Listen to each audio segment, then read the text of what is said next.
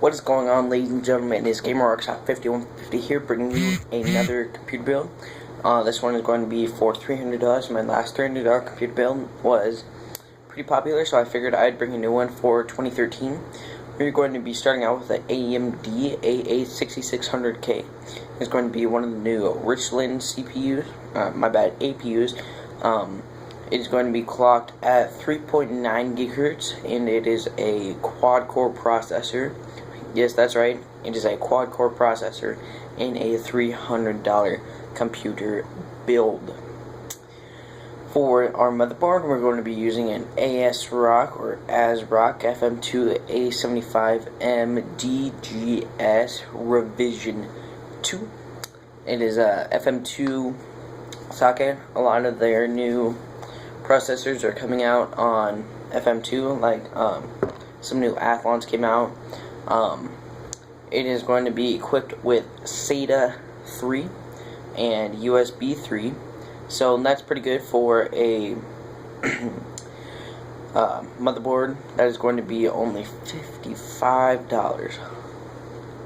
Next part is our RAM. It is going to be the ADATA XPG version 1. We are only going to be able to get 4 gigabytes of this for 1600 megahertz. The prices of RAM has gone up a lot since I wasn't making videos. I was quite surprised when I came back and it was so expensive. Let's see. Next, we will go on to our hard drive. We're going to be using a Western Digital Caviar Blue 250 gigabyte 7200 RPM.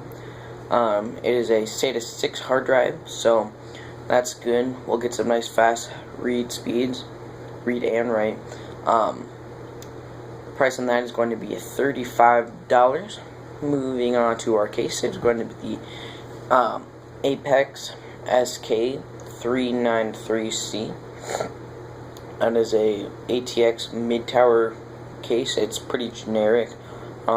If you want to step up that case, you can. I just picked it because it was cheap.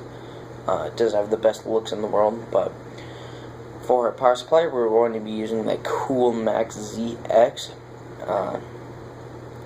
ZX500, my bad.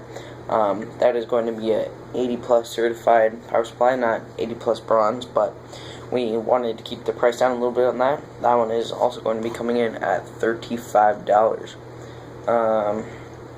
Looks like that's it. Oh, I also threw on a 80mm case fan because the case doesn't come with any fans, and so we're going to want at least a little bit of airflow going in there.